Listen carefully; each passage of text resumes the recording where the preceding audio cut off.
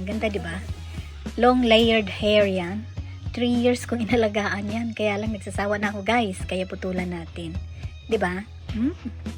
Ayan. Puputulan natin sa loob ng kubeta, mga kapatid. Ang tagal kong pinutulan ito.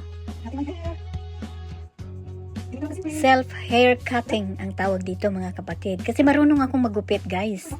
Mas gusto ko pang akong magupit sa sarili ko kaysa pupunta ako sa parlor. Diba, tipid? Ito si Lola, matipid talaga sa lahat ng bagay. Ganyan ako, guys. Kaya yan, tingnan nyo ang resulta niyan in the end of this video. Panoorin nyo po. Maraming salamat. And if you're new to my channel, please like, share, and subscribe. Thank you for watching.